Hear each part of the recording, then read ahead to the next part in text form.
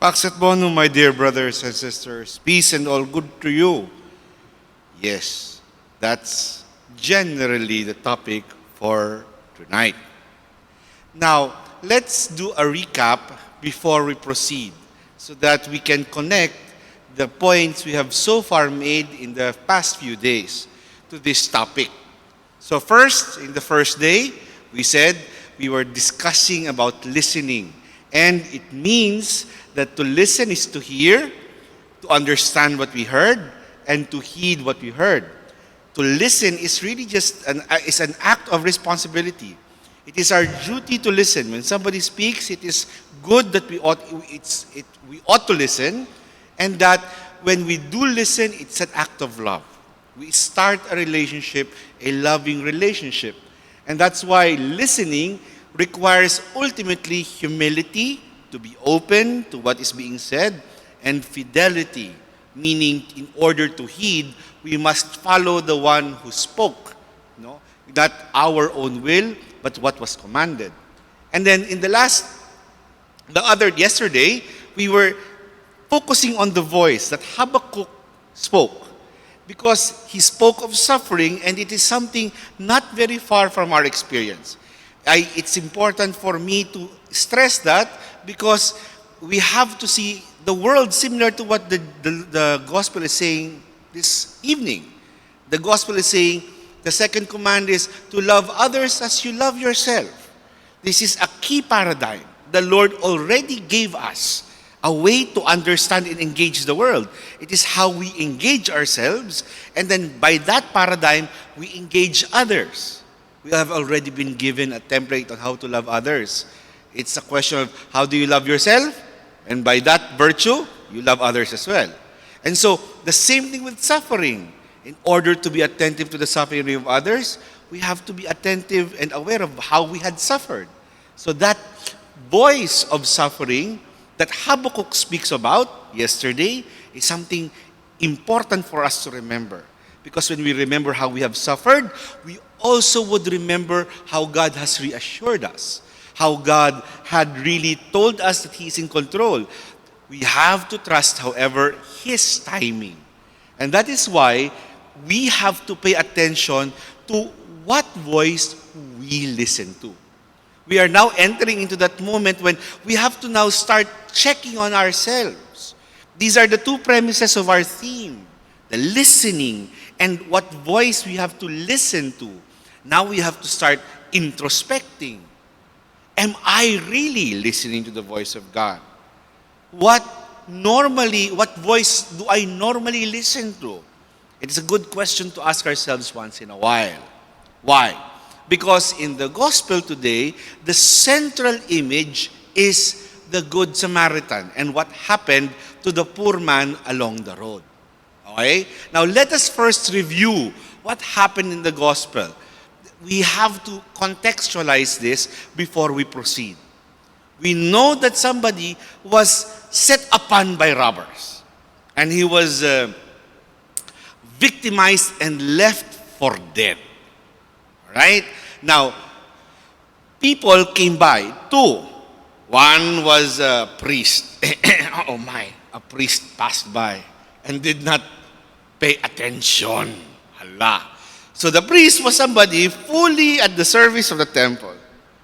Now, the equivalent with that would be, a priest. Now, you have a Levite also. The Levite is the tribe from which the priests would come. Maybe the equivalent of that are the people who like to be in the church all the time. No? Those will be not exactly a tribe where priests come from, but they are people who are always in church, not necessarily priests. So many people here, I will not name names, but everybody who is often at church would know who they are. And maybe you yourself, no? They are there. They see the poor man. It's their fellow countryman. He was an Israelite. He was a Jew. And yet they ignored him. Now, why is this particularly distressing? Because the protagonist Jesus chooses was a Samaritan, somebody that doesn't like them. And you know from the gospel a few days ago that um, they wanted, actually, there was a time when Jesus was trying to pass through the town and they refused him, that, John and James wanted to throw fire and brimstone upon them. They're not exactly on good terms. But the one who took care of this victim was the Samaritan. Now, I want you to pay attention to the context of the story. It was a lawyer or as an expert in the law who was asking, who is my neighbor? He did not want to be embarrassed because Jesus already told him, why are you asking me a question to which answer you already know?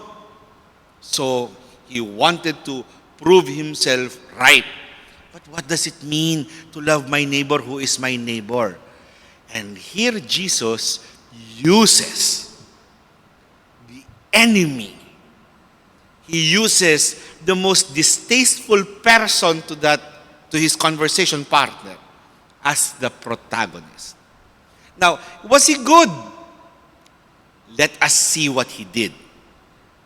He comes, gets off his animal, uses his own resources, the oil and the bandage, to care for him. He would have been okay, but he had to carry the man onto his animal, so he would have to be walking until he reaches an inn.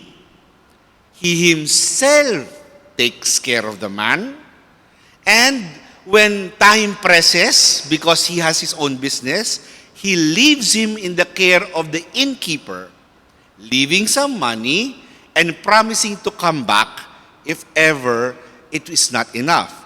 It means, or it's short, the innkeeper is willing to spend more for the man. Why would an innkeeper do that? Probably the Samaritan always passes through the same inn. He is already a frequent guest.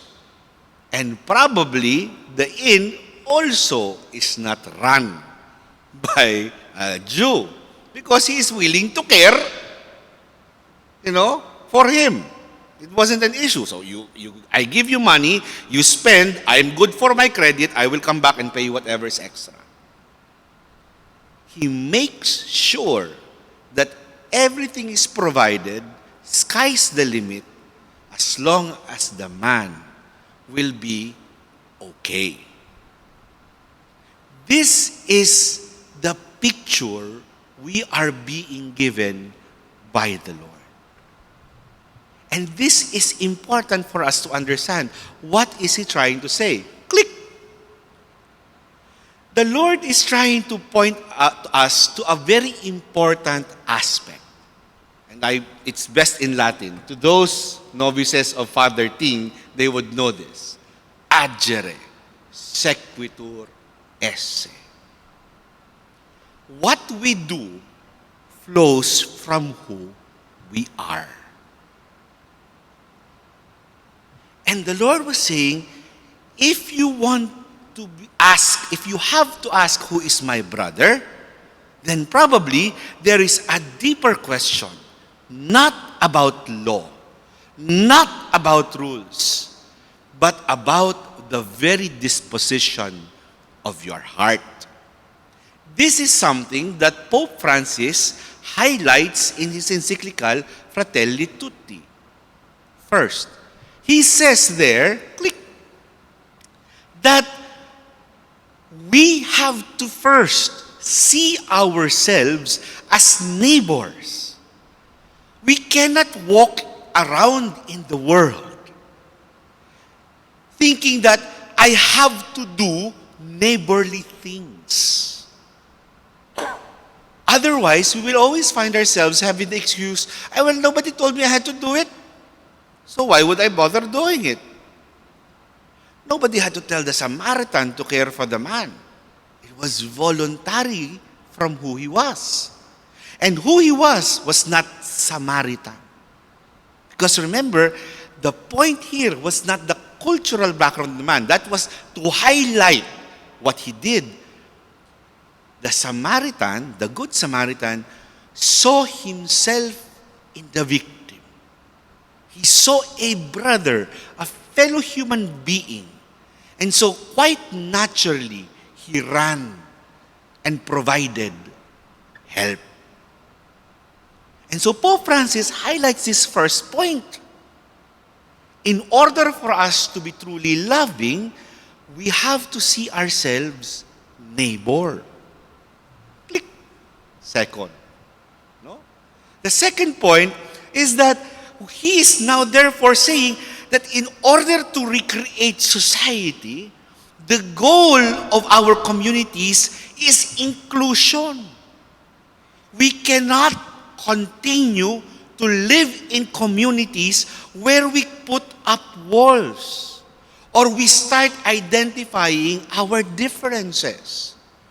We need a change of mind. We need a paradigm shift. We need to start seeing each other beyond the cultural norms, beyond the limitations of our history, and start rediscovering ourselves in the other. I have no idea. I'm a visitor in your community. But there is no community I've been to, well, other than another community I'm going to afterwards. But this parish, so far, is one of the most multicultural communities I know. I've been to the Middle East once. Those are too general. Like you have the Filipinos and the Asians and the Indians, so fine. You have Chinese communities as well. You have the Malay, the Indians, and the Chinese. And I see a smattering of Africans. And once in a while, I saw one time a Caucasian. This is a most multicultural community. And therefore, you have the opportunity to show what the Lord is trying to say. And therefore, it begs us the question. I don't know. So I'm posing a question. This is not rhetorical. This is an invitation for reflection. Let's focus first on fellow Catholics. When you relate to one another, do you still see race? Do you see skin color? Do you remember prejudices, perhaps that were mentioned to you by your parents or grandparents? Do you see perhaps differences and you highlight that because these people are typically this or that? Can you easily and comfortably welcome somebody of a different race and culture to you in your own home? Would you be able to not see work or roles or social class? And because simply on this ground, simply on the fact that you are fellow Catholics, you shall break bread together. You shall share the same drink, sit at the same table, and there will be no difference among you. That's the challenge. That's why the fellowship after Mass is a beautiful opportunity, no? Because there is just one food and one drink and you will all be eating together, no? There's fellowship after Mass, I believe. Right? Because that's the challenge. Pope Francis is saying we have to start building inclusive communities. Because once we discover that our very communities are divided, then what St. Paul is saying in the first reading, we have been following a different gospel. But the gospel that was given to us, what Jesus Christ is our one Redeemer and Savior. There has only been one baptism, one faith, one Lord, one God, one church. Our salvation, our character, while incarnated and enculturated, is not primarily defined by our culture, but primarily defined by our one Redeemer and Savior. And because we owe it to just one person, then all of us are one. Finally, This is the challenge. Pope Francis sets this very clear point. Click. He says that this is not just an ethical command. It's not just because, we have to be one because it's a very sentimental call. No, this strikes at the very heart of Christianity. We can never tolerate suffering. It is allergic to Christianity to see another person suffer. His words, and this is not mine, suffering should make us indignant. Indignant is to almost be angry, to be so worked up and feel this cannot be. A Christian must have that disposition that we cannot abide by the presence of inequality, the presence of suffering.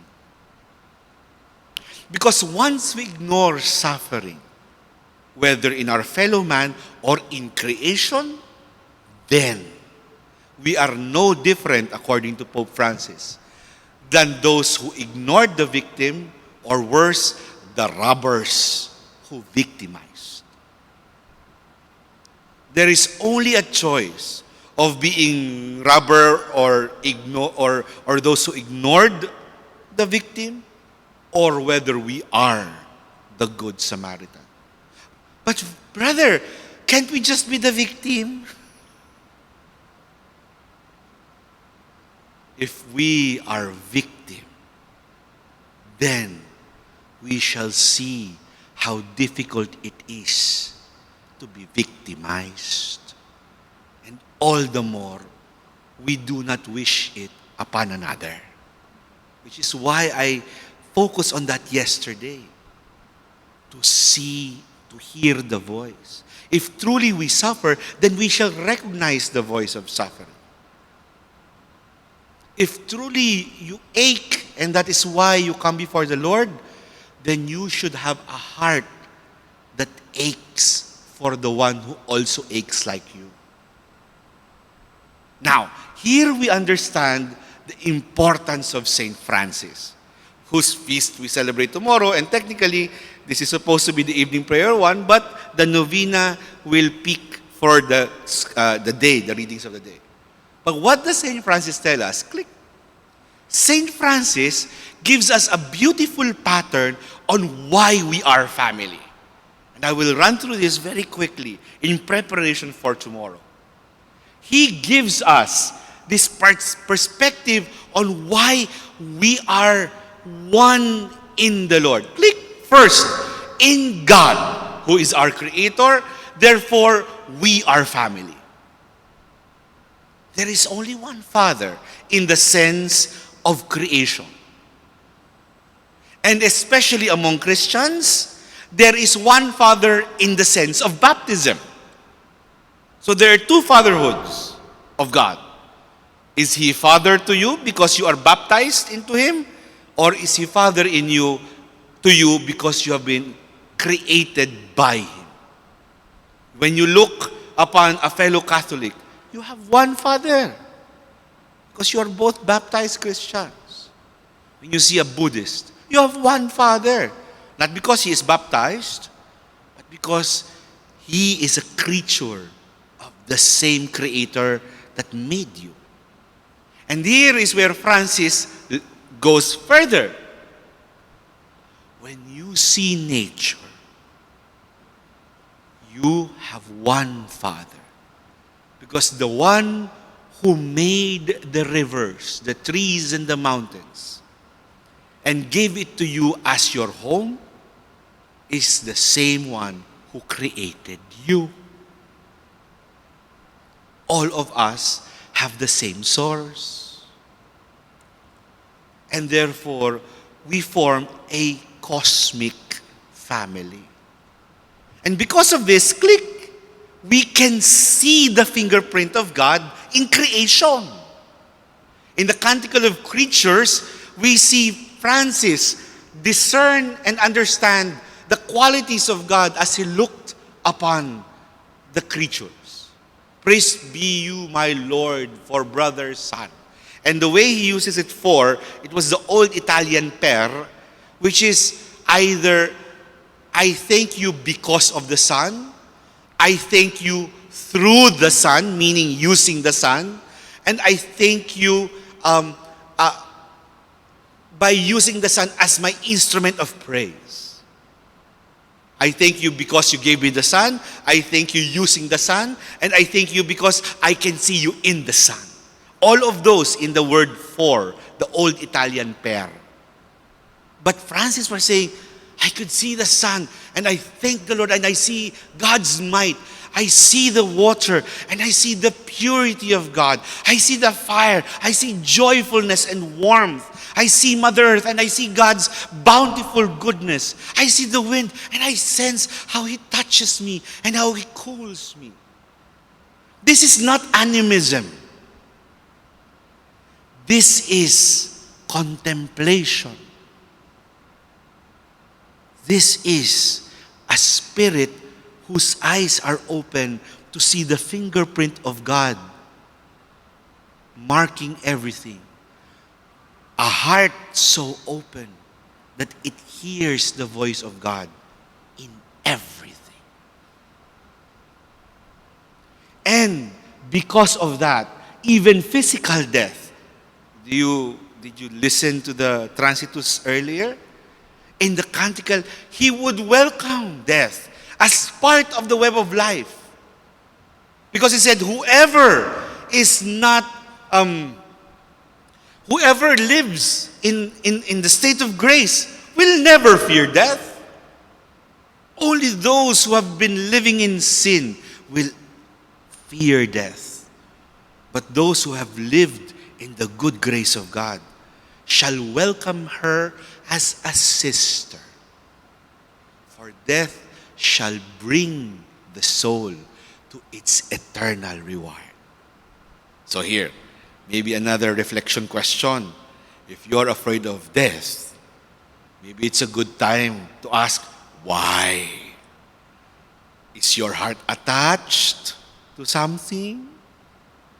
Oh, mothers, are you afraid because you feel nobody will take care of your children, including fathers?